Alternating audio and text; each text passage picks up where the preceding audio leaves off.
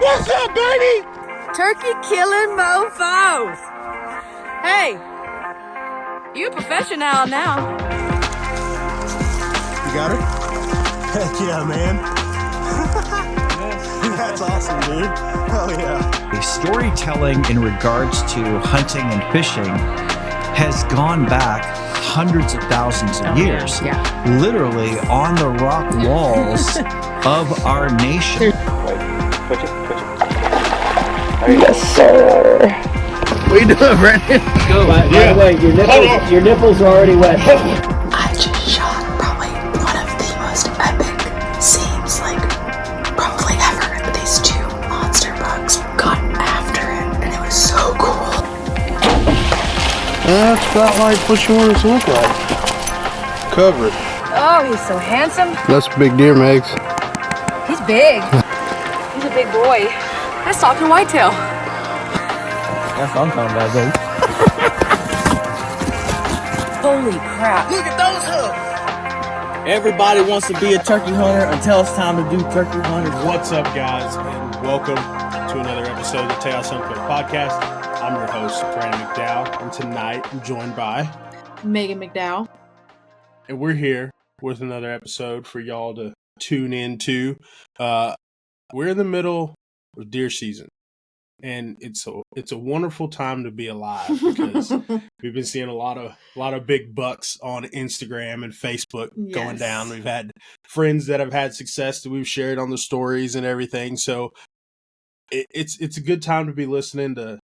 It's a good time to be hunting, and it's a good time to be listening to people talking about hunting. Yeah, consuming content for sure. Appreciate y'all tuning in for another episode. We've had a couple that we've dropped the past couple weeks with Austin Collins. Yep. You did that one. Yep. That was an awesome Our trip one. to Africa or Namibia, to be specific. Yeah. Yep. Yeah. So that was a good episode. There, y'all check out. And then we did a little update on our lease situation. I ran solo on that podcast. So if you tune into that one, we definitely appreciate it. But other than that, we have been dropping a lot of videos over on the YouTube channel. So we've had quite a few people kind of migrate from the old Bar MC Media page and then move over to the new Tejas Hunt Club page where we have all of our hunting and fishing content, range days, all that kind of stuff is going to be coming out. So we migrated everything over and we've had quite a few new subscribers, some old ones and some new ones. So appreciate y'all tuning in to all those videos. Make sure you go like and subscribe. Also, for the video podcast, if you're listening to it on Spotify or Apple or anything else, you can watch because we do have the video recordings of the podcast as well. So you can see the guests that you're listening to. Turn it on. I know the holidays are coming up. A lot of people are going to be at deer camp. Yeah. Visiting friends and family. At deer camp, Thanksgiving, Christmas, parties. Just sneak in there. Wherever you are, everybody's got a smart TV now. Just log on into your YouTube and just play our videos. It's a great That'd be real cool. You could even as mute a holiday gift to us. Yeah, you ain't even got to mute it. You can just have it playing in the background. Yeah, just play in the background. If you're hosting parties, just play some of our videos, maybe a podcast or two. If anybody asks you about it, tell them that you listen to us. Suggest another episode for them to listen to. But make sure you go check out the YouTube channel and check out those videos, the old ones and the new ones. If you watch them again. But this podcast, we went down to the lease opening rifle season back on November the 1st, which is also my birthday. So it was pretty cool that I made it a point this year because my birthday was on a Saturday that I wanted to be hunting on my birthday. So luckily, we put together a little plan. And we ended up being able to schedule that in the calendar so it was not missed. But went down there. We still don't have I don't know what you would call it, stable lodging on the ranch where the lease is. We've been staying at the hotel in town the past couple trips, but this time there's a little bit of a drive from town to the ranch, and then from the front gate to where we could actually park, and then another little drive to the gate where we could actually hunt. It is a little bit. It's like 20 minutes from the gate to where we parked the side by side. Yeah. Yeah. On the conservative So side, it's 20 like minutes. 45 minutes from there to town. Yeah. So I wanted to be sure, and the weather was nice. We checked it over and over and over, far ahead of time and right up to when we were getting there. It was a big first cold front, I think, wasn't it? Yeah. Yeah. Well, yeah, it got cold, a lot colder up here than it did down there, but we decided to use a tent and stay out on the lease, and it was actually pretty fun. We had a pretty good setup, tent that Alton had already had, so we didn't have to buy one. Yeah. And I mean, it was, what did it say? Okay, so it said it was, I knew you were going to bring this up. It said it was an 8-person tent, right? Okay. If that's like a 3 or 4-person tent. If you have, like, we have a baby, you and I are in there. Yeah. And then we put some of our stuff, and to have any room to walk around. Yeah. Like, if you're just going to crawl in there to go to sleep, sure. Five people. 5 people, maybe, yeah. That's what I would say too. On the ground. Just like, crawling in there to go to sleep. I had the queen size cot Yeah. with the mattress on the top of it. And you had your cot, which was much less comfortable, but yeah, mine's a little smaller. Haston and I were very comfortable. Yeah. I saw that. Yeah. But it worked out. We got set up, and the first morning I really wanted to bow hunt, and it didn't really go as planned as it always does. But I got into the bow blind. I think I got up about 4:30 because, like I said, it is a little bit of a drive to get out to where we can actually get to the gate, to the part of the property where we can actually hunt. And I wanted to get in there real early because, like I said, we put out the cameras and it been coming in good. There's a few deer that, well, we'll get to that part in a minute. But got out there that morning and it was pretty good. Like, I had set my blind up the night before. I moved it from where it was previously. If you check out the YouTube videos, you see where I put it. But I moved it from that location over to another one, just because we had more activity, more deer coming in. There was some hogs that were even coming in too. So moved it over there that night before. I honestly think I should have done a better job of, 1, brushing it in, and 2, doing it the night before. I couldn't really see. I think I could have saw things that would have told me that, like, I shouldn't have put it right there. Like, when the sun finally did come up and I was sitting there and I was looking around, I'm like, there's deer poop in here. So they were like crossing in that section, even though I was I was like 30 to 35 yards away from the feeder. It was still an area where they were traveling. So like I said, if I would have done it during the daytime, it probably would have been better and I could have saw those things and picked it up and not set the blind there. But it is what it is. You live and you learn. No, by no means. But you had, like, picked it out based on Onyx, right? Like, in looking at the different. I picked it out based on the wind direction. The wind direction that it was supposed to be that morning, even though that screwed me before.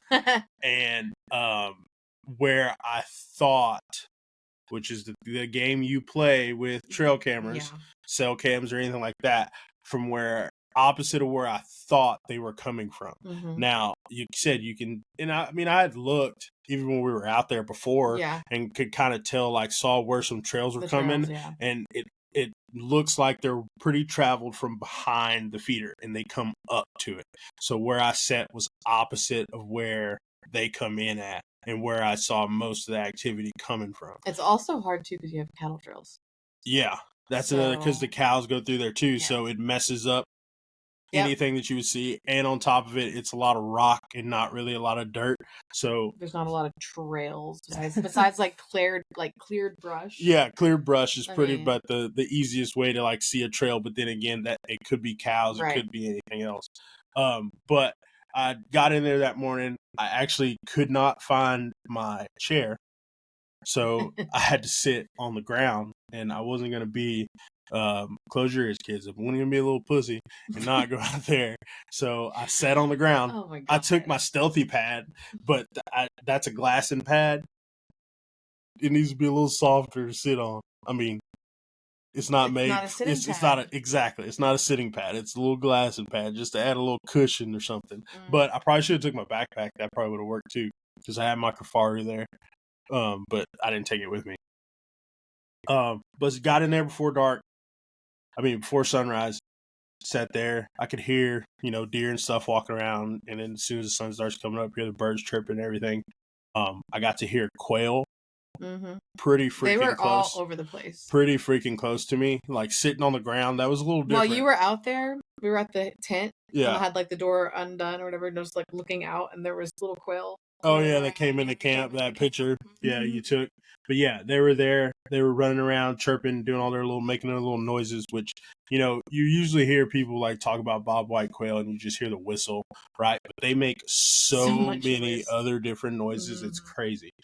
Pretty cool to listen to if you ever get the chance. But they were there. They came in. There's a little spike that came in as well. He was there at like 17 yards. For a long time, like even to the point where like I wasn't going to shoot him, of course, because that wasn't what I was there for. And that I kind of like picked up my bow. I didn't draw on him or anything, but I just picked up my bow, kind of tested out, if he could hear me, blah, blah, blah. But he was fine. Only thing is there were a group of does, which I think left the previous mentioned poop where I was sitting in, that came in, and I could see him out of the corner of my eye, and I was still pretty low in the blind to where they couldn't really see me, like my outline or anything, but they were just like looking at the blind like, that wasn't there yesterday, right? Kind of deal. So they were kind of sketchy coming in, but then they were kind of easing around, and then of course the feeder goes off, and then they all kind of scatter. And then they come back in again, and they were making their way in, and these quail are still there running around, and there's picking up corn and everything else. And then the dove are there too, picking up corn and everything. Yeah. And then all of a sudden, everything just erupts. Like the birds go everywhere. Yep. And I'm like, what in the world happened? There was no noise, no sound. It wasn't like I heard like some other properties that are around us, like some gunshots go off and stuff, but it wasn't anything like that. And then I looked down on the ground to the left of me, and there's a hawk that has just landed. Oh, it was so quiet. By the feeder.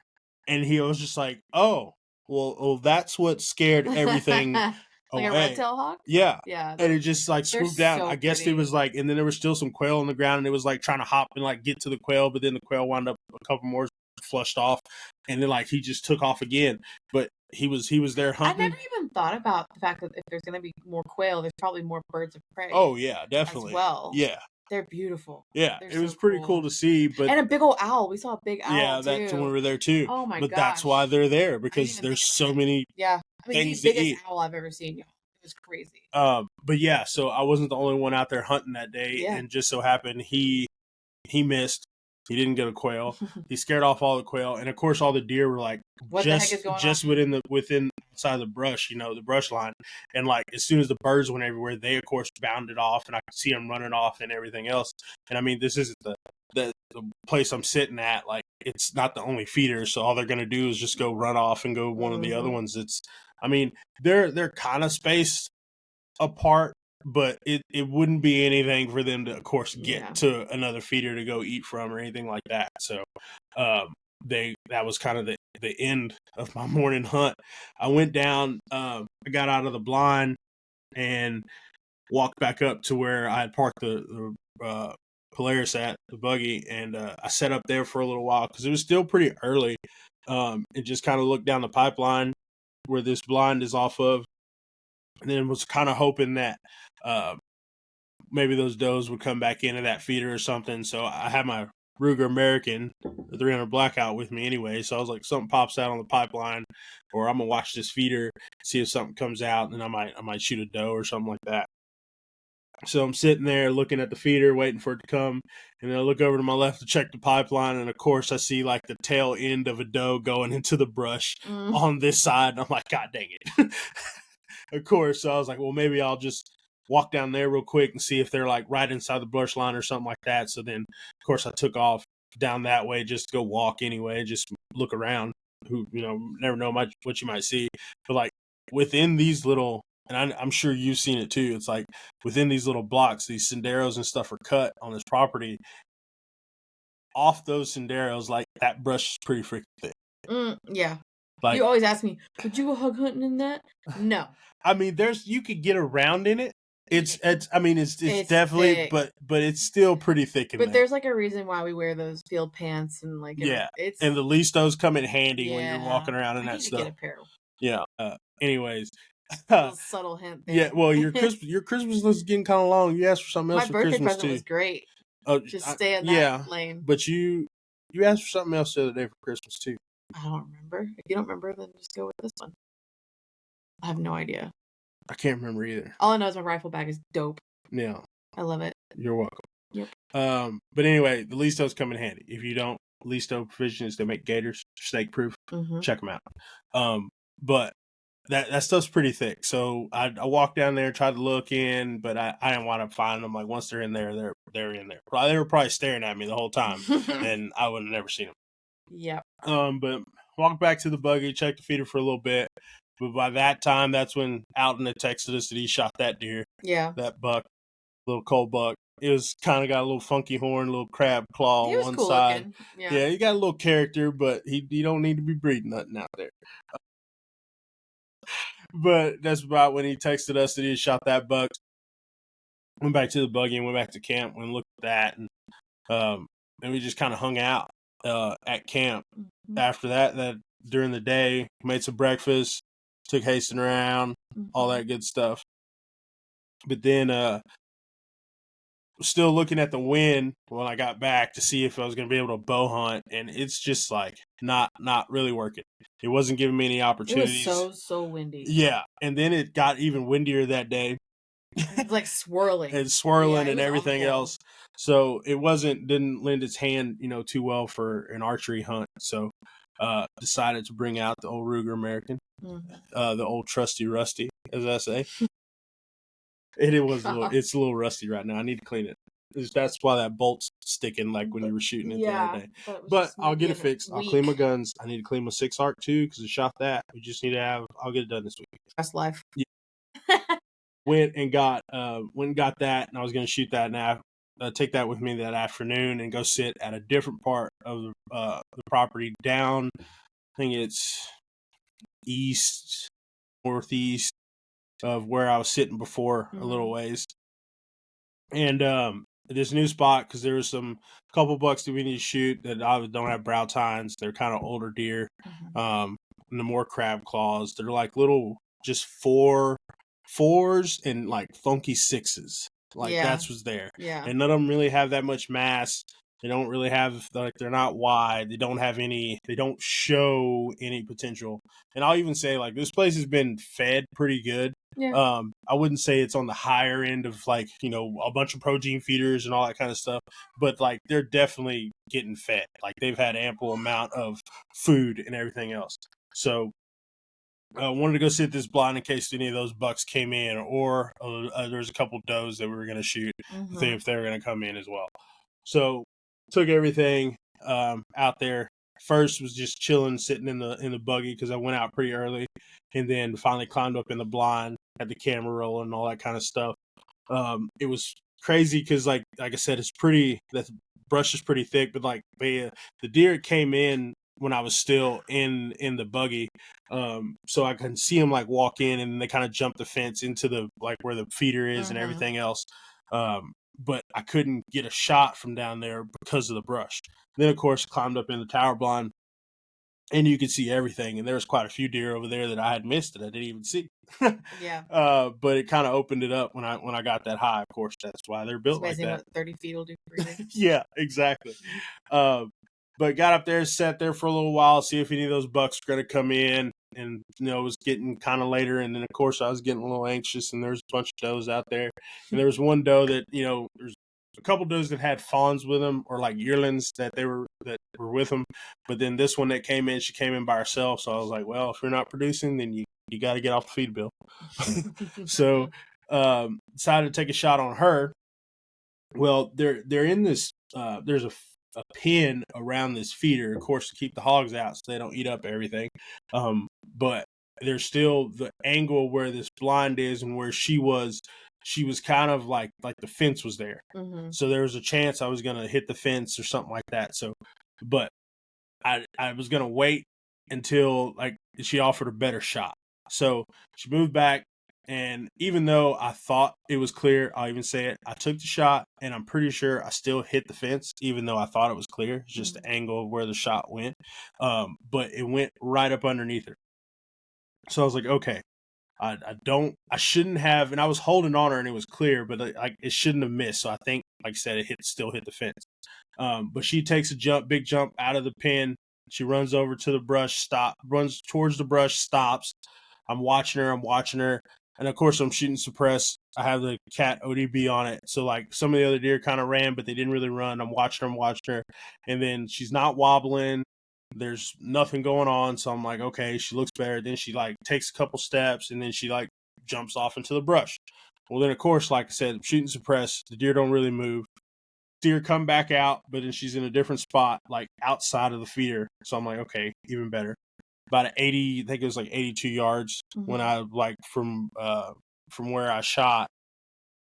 I mean, from the blind to where she was, and then put it right on her, squeezed it, boom. She jumps, kicks. She takes a couple steps towards the brush the other way with the other deer, and this time they kind of ran a little bit further because they heard the sound twice, but still they were like, "What's going on?" And then I could see her just start wobbling, and then she just starts like trying to run to the brush, but like her whole front end's like just not working. She just runs off into the brush. I'm like, oh yeah, for sure she's dead.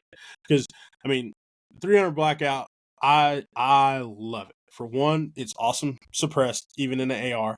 It's even better in a bolt gun. Like one of the quietest. When they talk about Hollywood quiet, like 300 blackout really is. and 22 is going to be the best calibers to get you that Hollywood quiet sound. But it's a 30 cal bullet. I mean, and the bullets I shoot, like I shoot the grind hard ammo. They're 115 grains, controlled chaos, and like the ballistics on these are awesome. I think even they're made for ARs and stuff, but they're hunting bullets. Yeah. So when you get bullets that are specific to what you're doing, like it's not the same as like target ammo like you would get for like 9mm or I something just learned like that. this like recently. This has been fascinating to me to learn all this and like knowing what can be used for hunting now versus what wouldn't. And it's for me intended too. for that. Like it's new for me too. Like I've been listening to it and kind of learned about it for a little bit longer than you, but like it's I mean it's ever evolving. Like new stuff comes out all the time. So even if you are like into long range and bullets and ballistics and all that kind of stuff 10 years ago, like now it's you can still learn something new. But I really like paying attention to that and like learning all that stuff, especially for hunting and putting in shooting game and different animals and all that kind of stuff and what kind of fits for what and what job it does and all that kind of stuff. But anyway, great caliber. I love shooting it for whitetails. It's great for hogs. So it kind of covers everything in Texas for your shoot. I'd say, I mean, if you're a good shot, out to 200 if you know what you're doing. But like it's really, really good for like 120 and in. Like and it's low recoil, all that kind of stuff. Anyways, back on topic. She runs off in the brush. I know she's dead some point down the line because I mean she was pretty sick. And of course I've shot deer with this gun before, and I know what it does. I know what it does. But I wanted to get Shadow on a track, and like I said, there's another drive back to camp to get the drive back out there.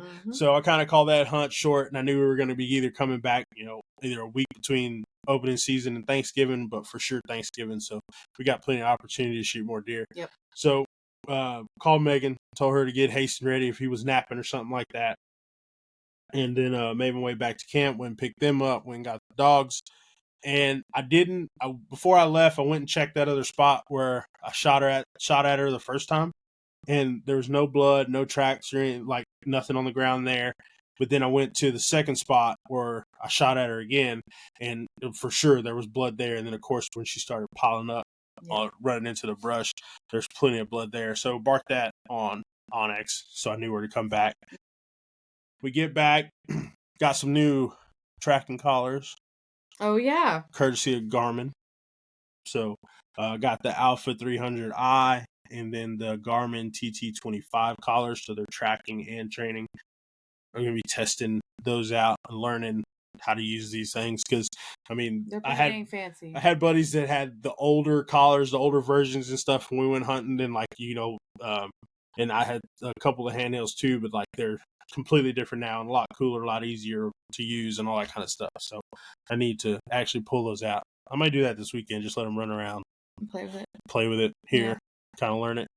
But when it got shot, I got her hooked up on the collar and everything, and of course, like I don't get to. She was stoked. Yeah, she was pretty excited. I mean, she's excited when anything dies, but or when she gets the chance to chase something. But of course, she's excited when anything dies. Yeah, but that's so accurate though. She does. But of course, she hadn't. They're not no fully trained blood tracking dogs or anything like that. But they found our deer and stuff like that. I explained before, but she kind of put her on it. On the track, just let her walk around. She finally got on where the deer started piling up in that big first spot. And then she kind of took the track a little bit, and then she was kind of running around, and she took a big loop left and came back around and had to hiss her up a little bit. But she finally got on it. And I mean, it wasn't a long track. She went straight to it after she got it like down the line a little bit. But I think it was like 32 yards or something like that through the little brush from where that last drop of blood was. So from where she initially got shot, I'd say 56, 58 yards. Okay. She went, because she didn't go that far from that, maybe 20 yards, like I said, between there. So yeah, about 50 something yards she went. That makes sense because the bug, it was on the other side of where the buggy was. Put her on that. She found it pretty quick, drug her out, took some pictures with Haste and with Shadow, of course. And then took her back to camp. It's funny because like we don't have a skinning shed right now, so we hug it up with the bobcat and strung her up with some chains and had a shop light out there, and then got her all processed and quartered up and everything. Yeah, hey, you get it done how you can get it done, but got her all quartered up and everything. And it was, actually, no, we left her hanging that night because that night it got pretty chilly. So it was like down in the 40s.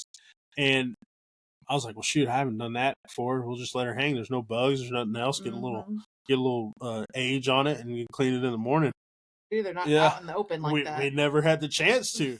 I was like, well, it's far enough away from the tent, I guess. Like, yeah. But I ain't worried about nothing going up there. No, not a thing. Not a thing. What's out there? Bobcats, other cats. Oh, got some for that mountain lion. He'd be strung up there too. The dogs would lose their minds. Yeah, the dogs would let us know if anything was there, and then if there is something there, then we turn the dogs loose. That's how that works. But it was pretty cool. We hung out that night, had some good steaks. Yeah. Told some stories, all that good stuff. The cool camp, hunting camp, deer camp stuff. Yeah. Had some delicious tamales. That's the best thing. They're like the ultimate ranch food, I think, because they're so easy to just pull out of the freezer and let them slowly thaw. They don't even have to be in the cooler. We keep ours in the cooler. Yeah. But it's like, if you want them to thaw while you're on the way to camp, then you can put them on the fire. Like, you don't do nothing else. Put it on the grill. Put them on there and then wrapped up in foil. You can put them in your fire if you need to because they're already in foil. Yep. There's a whole bunch of ways you can use them. So that's the hidden secret. They're tamales. So good and they work great in camp. And there's like no trash. They're great. Exactly. But had dinner and everything, and then we weren't going to hunt because we still had the next morning. Like I said, we were going back down there, and then we needed to fill some feeders and do all that kind of stuff that next morning. So we kind of just slept in. But that night, it did get pretty cold. Like, I know y'all were warm and y'all's heated blanket and all that other kind of stuff. No. There was no heated blanket. Okay, it wasn't on, but you had one. It was in the box still. Alton just gave it to me. Oh, okay. I thought you had it on the bed, ready to go. Mm-hmm. Well, excuse me, but still. Sleeping bag with fleece lining. There you go. There. But I was a little cold. I had a little furnace, so You did. But I was a little cold, I ain't gonna lie. I'll have to get a thicker. I think I'm gonna need a different blanket before we go next week. Bag. Because you need a sleeping bag inside of the canvas. Put a sleeping bag in my bedroll. Yeah, that'd probably help. Mm-hmm. Not a thick one. Just like a fleece lined one like I have. I have to get on Extra Voice. Yep. I'll check it out. But yeah, because I got a little cold. Like I woke up a few times. I'll let you get into my bed. My teeth were chattering. Yeah, after the sun came up. Yeah, that was where it was at. I was like, I was dying over there. But Winfield feeders that next day and everything else, kind of rode around, went and checked again on all the cameras and changed batteries and all that kind of stuff. Yeah. But then we came back home, and we hadn't actually made it back down there yet. We are going next weekend for Thanksgiving. But just we had things at the house to clean up. Oh my gosh, because we haven't been home. Content to make, everything else, and then day work jobs and all that kind of stuff. Yep. And then also we've been doing a little preparation for Meagan here. Yes. Because she is actually leaving tomorrow as we're recording this podcast to go on a mule deer hunt in West Texas with TWA, right? With the Adult Learn to Hunt program we're always telling you guys about.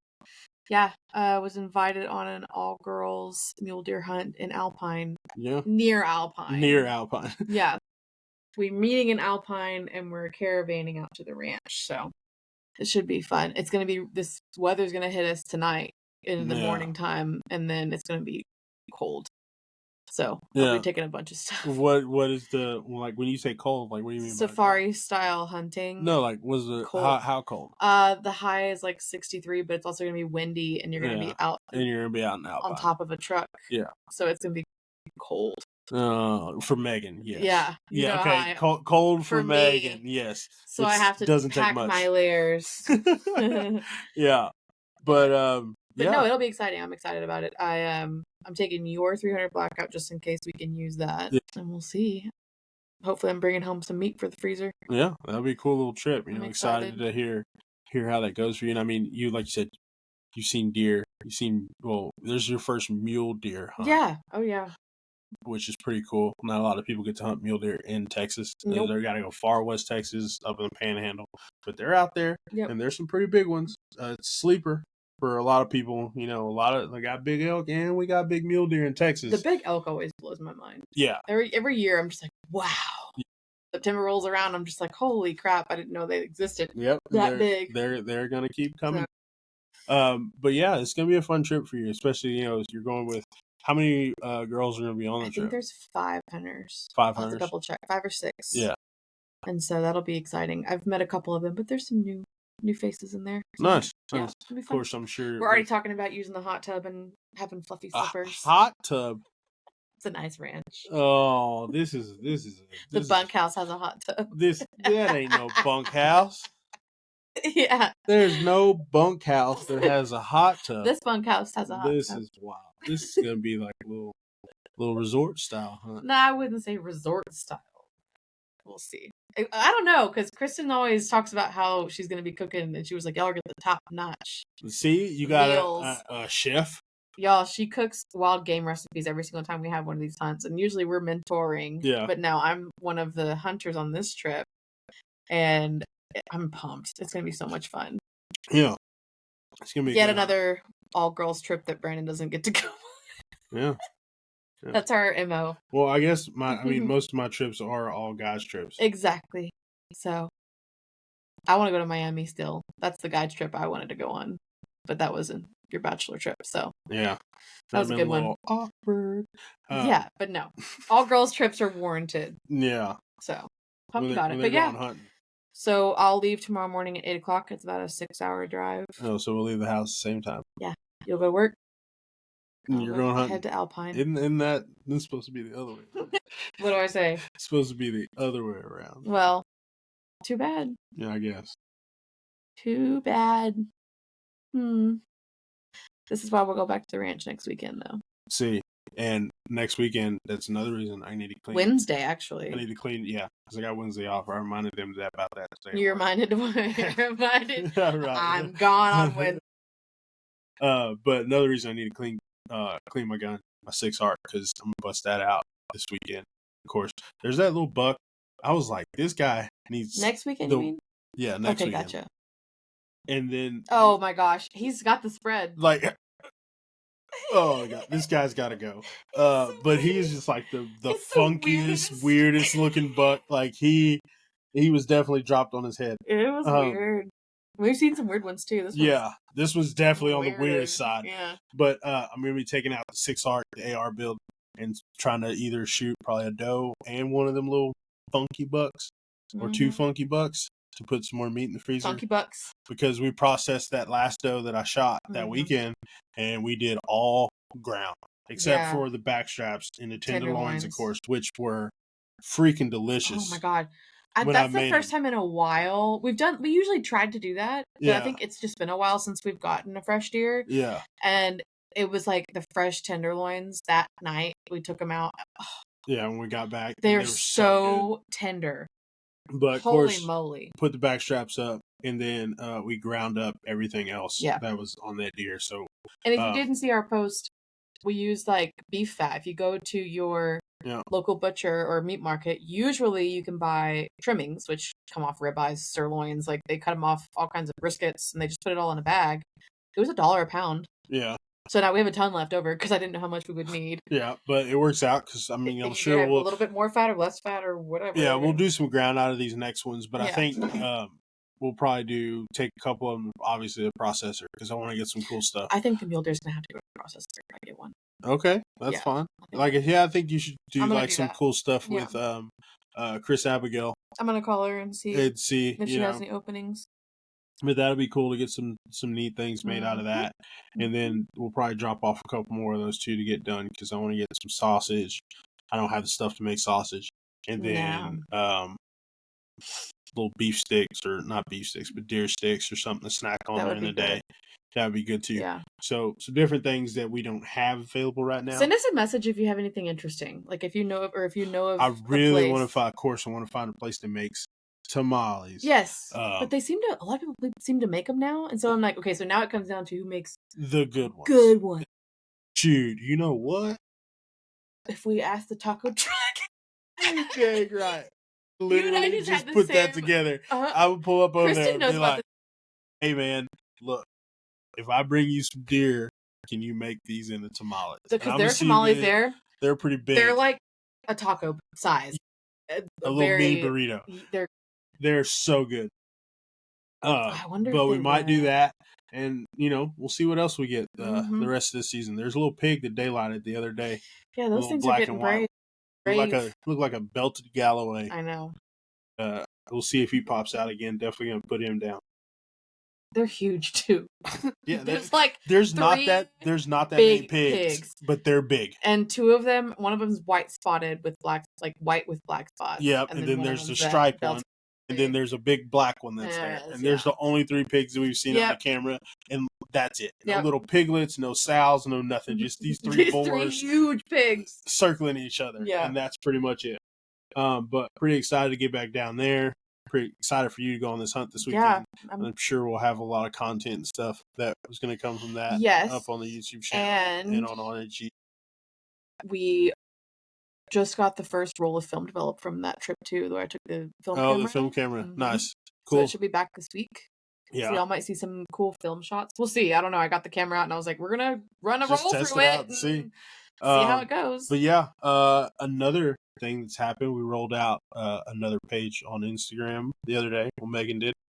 Oh yes, on Instagram, which is pretty funny. Yeah, because I had this. Okay, so I had this idea when we were literally driving around on the ranch that weekend. Yeah, and I was like, because admittedly, I kind of enjoyed the show, the Hunting Wives. Like, I'm not gonna hate on the show.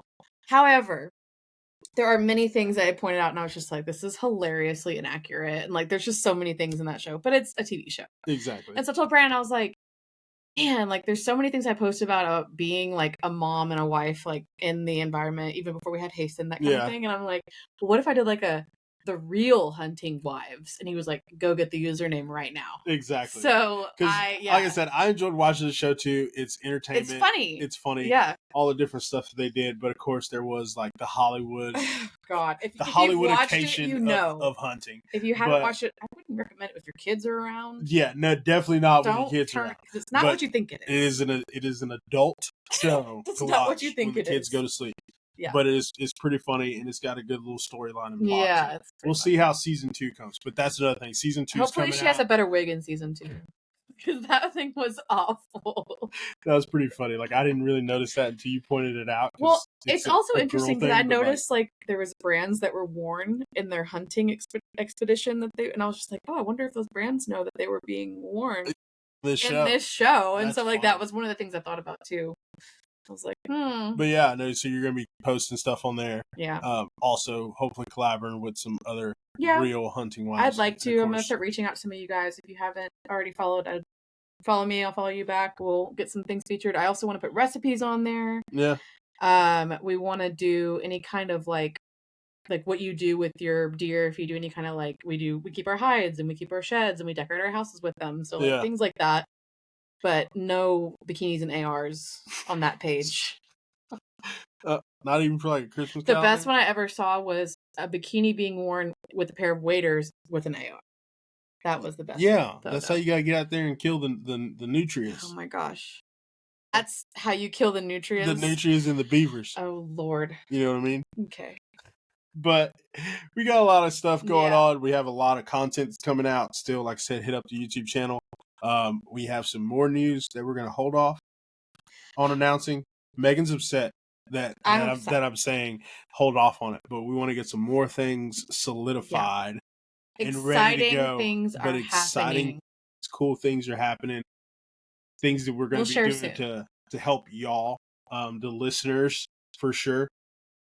We're definitely going to roll this out to like the podcast listeners first, because y'all are true OGs and the YouTube subscribers, and the people that are on both. So just know that if you're on both, you're going to get cool things, special things. Just letting you know. Huge things. Big things are happening. It's my horrible Trump impression. But yeah, podcast listeners, YouTube subscribers are definitely going to get first dibs on everything. So make sure you're on both. Leave a review on the podcast channels wherever you're listening. Please do. That helps us get out to more people. And of course, share it with a friend if you dig the episode, or like the video on YouTube. But we'll have some more podcasts dropping when we get back from Thanksgiving, and then when Megan gets back from a mule deer trip and any of the other adventures and cool things. Of course, we are in hunting season, so I know everybody's busy. Yeah. But if you do have a cool story, shoot us a message, man. We'd love to share your stuff on Instagram, share it in the Facebook group, have you on the podcast to tell the story. But we're going to be doing some cool things here coming up. Definitely 2026 it's going to be pretty wild. I'm excited. But very excited. Thanks for listening to the episode, guys. And we'll catch you next week. Have a good one. Peace.